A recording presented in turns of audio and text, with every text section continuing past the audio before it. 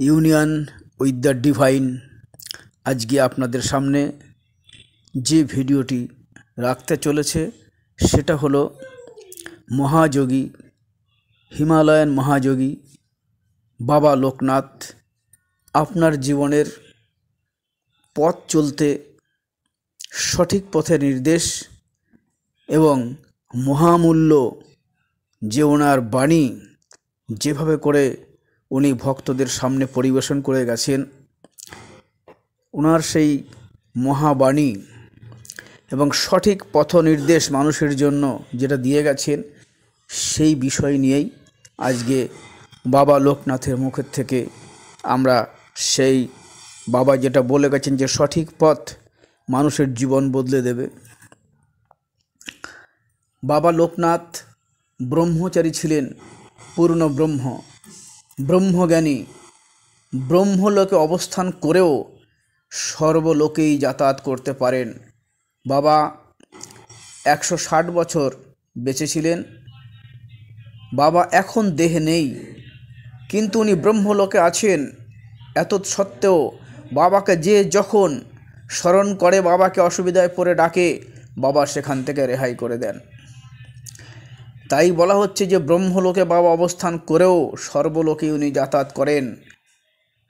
ব্রহ্মলোক থেকে সূক্ষ্ম দেহে উনি সর্বত্র এখনও বিরাজ করেন এবং তার ভক্তদের রক্ষা করেন এবং জীবন মুক্তির পথে এগিয়ে নিয়ে যাওয়ার জন্য এখনও পথ নির্দেশনা করছেন।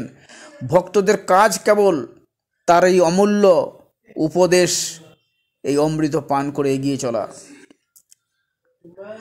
তার কথিত যে অক্ষয় ভাব, এই অক্ষয় ভাবের বাজার থেকে বাবা ডেকে একটু শ্রদ্ধা ভক্তির বিনিময়ে আপনারা বাবার কাছে একটু চেয়ে নিন।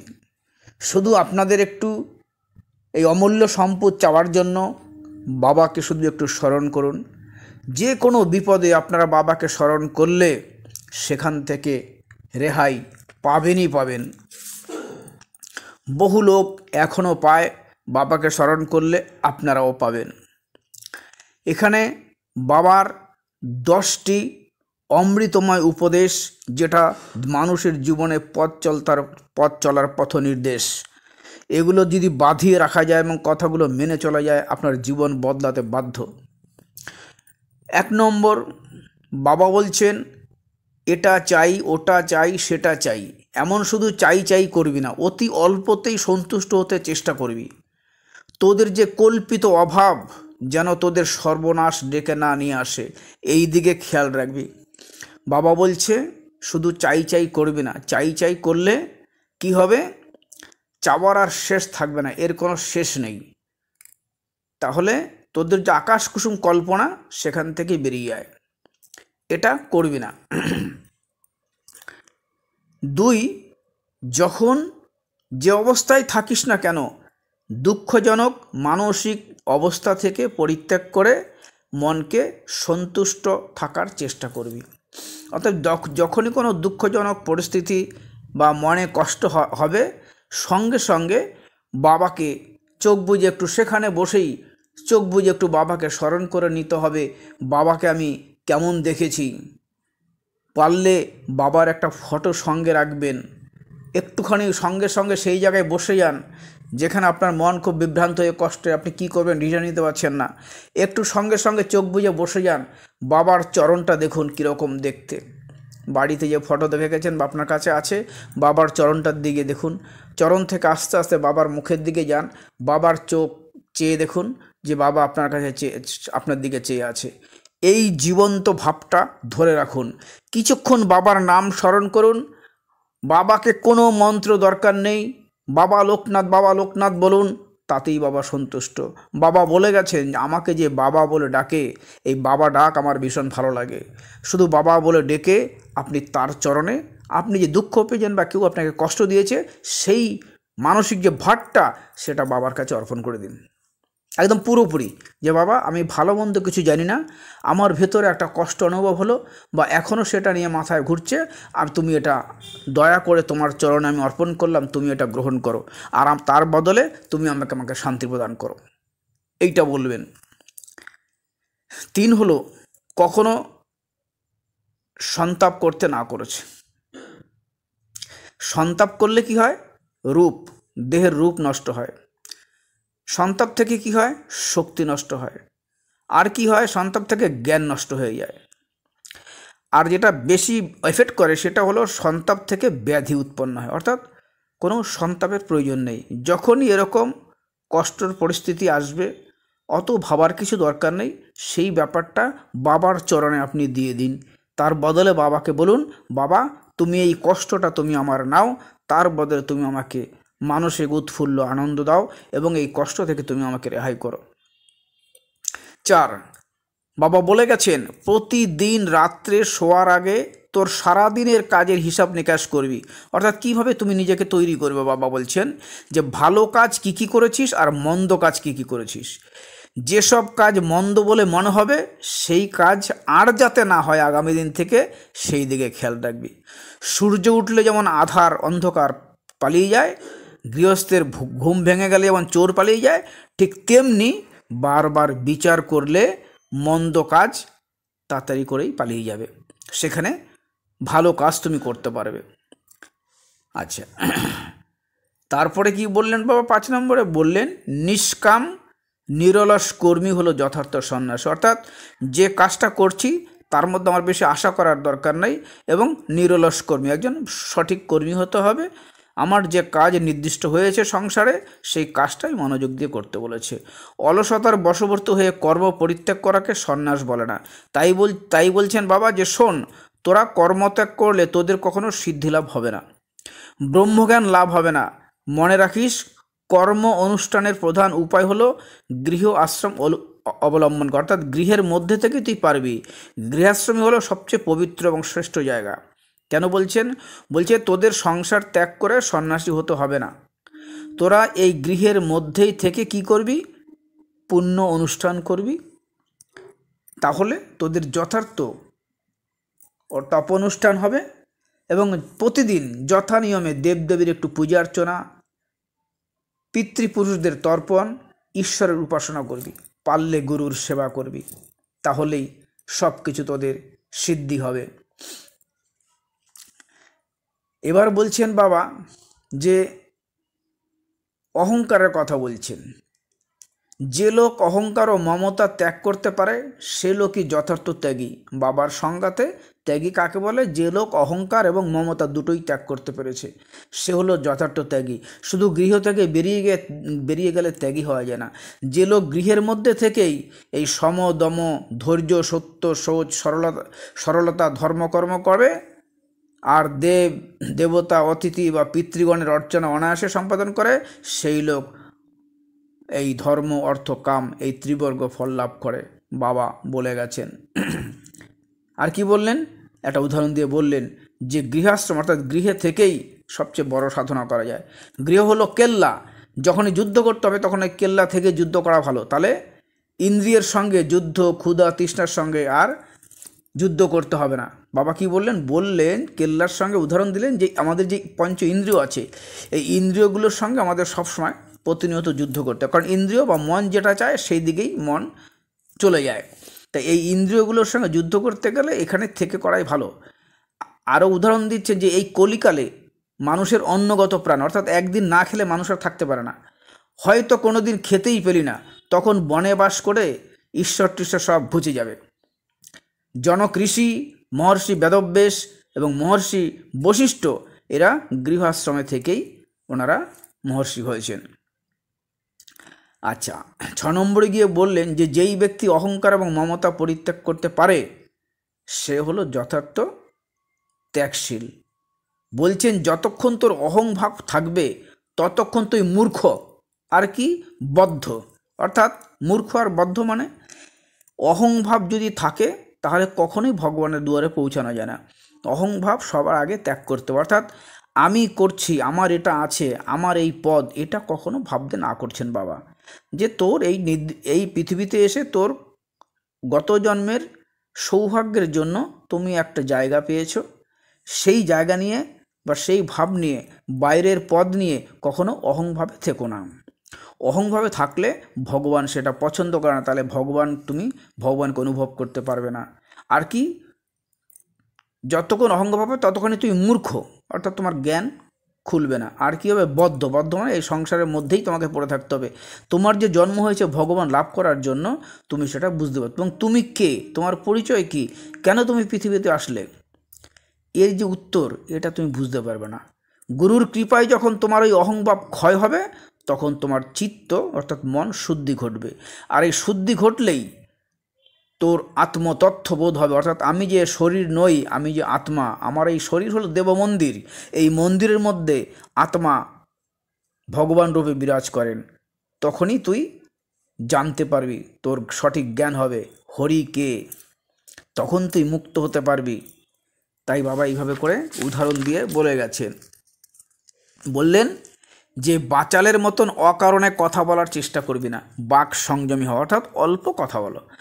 মৌনী হয়ে থাকার চেয়ে শুধু সত্য কথা বলো, আর সত্য কথা বলার চেয়ে ধর্ম বিষয়ে সত্য কথা বলা শ্রেয়।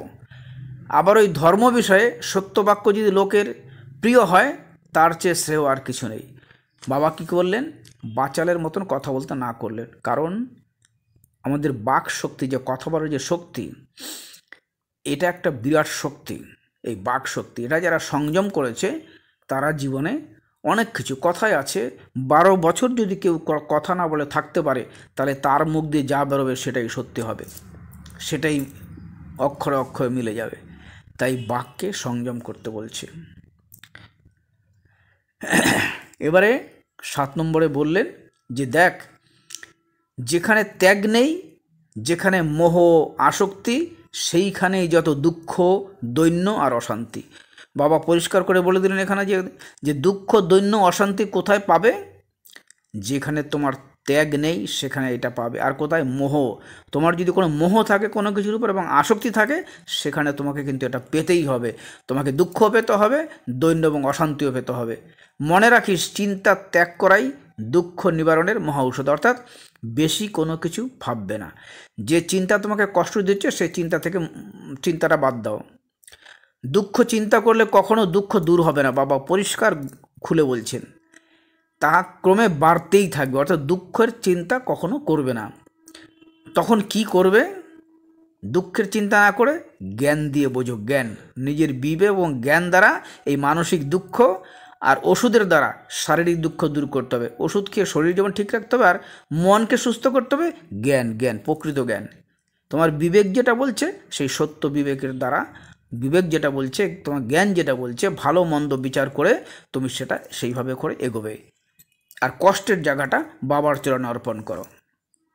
বাবা বলছেন কখনো কুতর্ক করবি না, কুতর্ক করলে কি হয়, হৃদয় শুকিয়ে যায়, শুষ্ক হয়, আর বুদ্ধি বিচলিত হয়, অর্থাৎ সঠিক বুদ্ধি আসবে না। তর্ক করে কখনো ব্রহ্মকে বা ঈশ্বরকে উপলব্ধি করা যায় না, এটা বাবা পরিষ্কার বললেন। ব্রহ্ম, ঈশ্বর মানুষের বুদ্ধির অতীত বস্তু, তাই কখনো সবসময় তর্ক করার প্রয়োজন নেই। তারপরে বললেন যে উপাসনা ভক্তি মার্গের একটা সাধনা, আর শ্রবণ, মননাদি হলো বারবার করে ভগবানকে নিয়ে ভাবা, সবসময় মনন করা, এটা হলো জ্ঞান মার্গের সাধনা। আর প্রাণায়াম হলো যোগ মার্গের সাধনা। আর যেটা গুরুত্ব দিলেন সেটা হচ্ছে ত্যাগ হলো সকল মার্গের সাধনা। ত্যাগ ছাড়া জ্ঞান, ভক্তি, যোগ, কর্ম কোনো মার্গেই সিদ্ধি লাভ হয় না, কেননা ত্যাগ হলো সকল সাধনার মূল, বাবা বললেন। আচ্ছা, 8 নম্বরে বললেন যে শোন, তোরা রণে বনে জলে জঙ্গলে যখনই পড়বি আমায় স্মরণ করিস, আমি সকল বিপদ আপদ থেকে তোদের রক্ষা করব। এটা জানবি যে জীবের কল্যাণে আমার অর্জিত যে বিভূতিগুলি আমার অলক্ষিতে সেটা প্রকাশ হবে। অর্থাৎ বলল যে আমি যেই সাধনা করে যেটা আমি অর্জন করেছি, আমাকে যখনই স্মরণ করবি তখন আমার সেই সাধনা তোদেরকে সব অবস্থা থেকেই রক্ষা করবে। যে যেটা চাবি সেখানে তোরা সেটাই পাবি। ধর্মার্থী ধর্ম পাবে, যে জ্ঞান চাইছে সে জ্ঞান পাবে, যে ধন চাইছে সে ধন পাবে, যে ক্ষুধার্ত সে অন্ন পাবে, যে নিরাশ্রয় আছে সে আশ্রয় পাবে, যে ব্যাধিগ্রস্ত সে ব্যাধি থেকে মুক্তি পাবে। বাবা এত সুন্দরভাবে বলে গেছে। 9 নম্বরে বললেন যে শোন, তোরা যদি 100 বছর ধরে পাহাড় পর্বত পরিভ্রমণ করে বাবা বলছেন যে শোন তোরা, আমি আমি অর্থাৎ বাবা বলছে যে আমি 100 বছর ধরে পাহাড় পর্বত পরিভ্রমণ করে বড় সম্পদ রোজগার করে নিয়েছি। তোরা সকলে এখন ওই সম্পদ বসে বসে খাবি। শোন তোরা, আমার দয়া ছড়ানো রয়েছে, খালি কুড়িয়ে নিতে পারলেই হলো। তোরা দেরি না করে সেটা কুড়িয়ে নে। অর্থাৎ বাবা বলছেন যে আমি তোদের জন্য এই ভবের রাজ্যে একটা অক্ষয় দোকান খুলেছি। তোরা যে যেখানে আছিস দেরি না করে ছুটে আয়, যার যত খুশি সেই ভাণ্ডার থেকে নিয়ে যা। অর্থাৎ বাবা বললেন যে তোদের যেটা চাই, যেটা চাইছিস, সেই চাওয়াটা ভক্তি ভরে চা আমার কাছে, একটু বাবা বলে ডাক, আমার কাছে চা, আমি দেব। সেই জন্যই তো 150 বছর সাধনা করে বাবা এই নীলভূমিতে নেমে এসেছিলেন মানুষের সেবা করার জন্য। আচ্ছা, তার পরের পয়েন্টে বললেন 10 নম্বরে যে শোন তোরা, আমি এখানে উপদেশ দিতে আসিনি, আমি এসেছি আদেশ করতে। আমার উপরে আদেশকর্তার কে আছে রে? তার মানে বাবা বলছেন যেহেতু উনি সাধনায় সিদ্ধি লাভ করে ভগবান তুল্য হয়ে গেছেন, তাই বলছেন যে আমার আদেশের উপরে আর কে আছে? এতকাল কত শত রোগী পেলাম, এখনও পাচ্ছি, আর পরেও পাবো, কিন্তু কই ভবরোগী তো আর পেলাম না। অর্থাৎ ভবরোগী বলতে বাবা বলছেন প্রকৃত জ্ঞানী এবং ভগবান লাভ করতে চায় এমন মানুষ উনি পাননি। তাই বলছে আমি কি শুধু ধন্বন্তরী যে সারাদিন যে যা চাইলি তাই দিয়ে গেলাম? এই কত বাবা শয়ে শয়ে লোককে প্রাণে বাঁচিয়েছেন, মরা মানুষ জ্যান্ত করে দিয়েছেন, যে যা চেয়েছে বাবার কাছে এসে সব পেয়েছেন বাবা। তাই বলছে বাবা আক্ষেপ করে বলতেন যে আমি ধরা না দিলে তোরা ধরতে আমাকে পারবিস? কখনো পারবি না। কার বাপের সাধ্য আছে রে আমার কাছে ঘেঁষে? অর্থাৎ বাবা নিজে এসেই এই সমতল ভূমিতে বাবা পাহাড় থেকে নিচে এসে নিজেই ধরা দিয়েছেন ভক্তদের কাছে, তাই তো ধরতে পেরেছে। তাই বলছে শোন তোরা, উত্তরায়ণে দিনের বেলায় যখন নির্মল আকাশে কিরণ দেবে তখন আমি এই সূর্য রশ্মি অবলম্বন করে ব্রহ্মলোকে চলে যাব। প্রলয়কাল পর্যন্ত সেখানে থেকে প্রলয়ের সময় ব্রহ্মেতে লীন হব। অর্থাৎ বাবা যখন এই দেহ ত্যাগ করে তখন কিন্তু এই সূর্য, তখন কিন্তু ঠিক 11টার পরে ঠিক 12টার সময়, কাছাকাছি সময় বাবা এই দেহ রেখেছিলেন। তখন উত্তরায়ণ ছিল, তখন পর্যন্ত সূর্যরশ্মি ছিল। তখন বাবা এই সূর্যরশ্মিকে অবলম্বন করে উনি ব্রহ্মলোকে চলে গেছিলেন। তাই বলছে শোন, এই দেহটা একটা পাখির খাঁচা, ওরা সব আমায় মানুষ ভাবে আর ভুল হয়ে যায়। এই দেহটা আছে তার স্মরণই থাকে না। বাবা বলছেন যে আমার যে এই দেহটা একটা পাখির খাঁচার মতন, এই দেহটার কথা আমার স্মরণই থাকে না। বলছে শোন তোরা, খাঁচা ছাড়লেই কি আমি হারিয়ে যাব?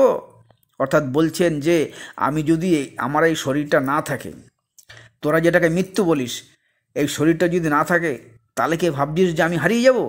বাবা বলছে আমি নিত্য, আমার মৃত্যু নেই, বিনাশ নেই, পরিবর্তন নেই। বাবা বলছেন এটা, এত বড় কথা বলছেন, বুঝিয়ে যাচ্ছেন খাঁচা ছাড়ার পরেও ঠিক এমনি করেই আমি তোদের মধ্যে থাকব, ঠিক এমনি করেই সাড়া দেব তোদের আকুল ডাকে। খাঁচাটা যে বড্ড পুরনো হয়ে গেছে রে, এই খাঁচা গেলেই বা কী যায় আসে, আমি তো আছি। আমি অর্থাৎ পরমাত্মা ভগবান, আত্মার তো কোনো মৃত্যু নেই।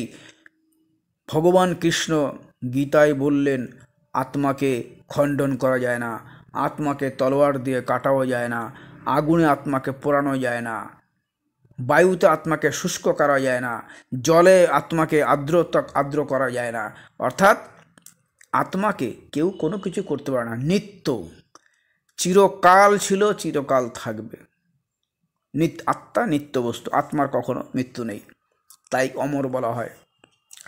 তাই বলছে যে এই শরীরটা না থাকলে এইটা মনে করিস না যে এইটা একটা খোলস, এটা চলে গেলে আমি যেমন আগেও ছিলাম, এখন আছি, আগামীও তো থাকবো। আমি সর্বভূতে আছি, কারণ সনাতন ধর্মে মূল কথা হলো ঈশ্বর সর্বভূতে আছেন। অর্থাৎ সমস্ত প্রাণীর মধ্যে, সমস্ত প্রাণীর হৃদয়ে ঈশ্বর অবস্থান করছেন পরমাত্মা রূপে। তাই সমস্ত প্রাণীকে আমরা জীবন্ত অবস্থায় দেখি। যখন এই আত্মা এই নিঃশ্বাস প্রশ্বাসকে অবলম্বন করে চলে যায়, বেরিয়ে যায়, অর্থাৎ নিঃশ্বাস প্রশ্বাস বন্ধ হয়ে যায়, তখন মানুষ এবং যে কোনো প্রাণীর দেহটাই শুধু জড়বস্তুর মতন পড়ে থাকে। তাই বলছি যে আমি আছি সর্বভূতে, সব কিছুতে, আমার বিনাশ কোথায় বল? অর্থাৎ ভগবান যারা মহাযোগী, যারা সিদ্ধি লাভ করেছেন তারা ভগবান প্রাপ্ত হয়েছেন, তারা অমর, তাদের দেহ শুধু চলে যায়, চিরকাল ওনারা থাকেন। আজকে বাবার একদম গৃঢ় যে আদেশগুলো দিয়েছেন, যেভাবে করে উনি জীবনে চলার পথ নির্দেশ করে গেছেন, যদি সেই কথাগুলো আমরা পালন করতে পারি, চেষ্টা করতে পারি। এক জায়গায় বাবা বললেন যে প্রতিদিন যে কাজ করলি তার মধ্যে তো ভুল হয়েছে, ঠিক হয়নি কিছু কাজ, কোথাও ভুল হয়ে গেছে, কোথাও মাথা গরম করে ফেলেছি, কোথাও ভুল করে ফেলেছি, কোথাও কথা বলে কারোর মনে আঘাত দিয়ে দিয়েছি। এই জিনিসগুলো যেন রাতে পর্যালোচনা করবি, কি ভুল করেছিস, কি ঠিক করেছিস। যেই ভুলগুলো আজকে করলি, পরের দিন সেই ভুলগুলো যেন আর রিপিট না হয়। আবার পরের দিন যদি 2-4টে ভুল হয়ে গেল, আবার বাড়িতে এসে পর্যালোচনা করবি, আজকে আবার নতুন কি ভুল করলাম, আবার সেটাকে রেকটিফাই করার চেষ্টা করে পরের দিন, যে এইটা যাতে না হয় সবসময় মাথায় ঢুকিয়ে রাখতে হবে। যেই দোষগুলো আমার মধ্যে আছে সেই দোষগুলোকে পয়েন্ট আউট করে বাবার নির্দেশিত পথ যেভাবে বলে গেছে সেইভাবে করে নিজেকে শুধরে নেওয়া খালি। আর শুধরে নিতে পারলেই বাবার যে আদেশগুলো সেগুলো মানা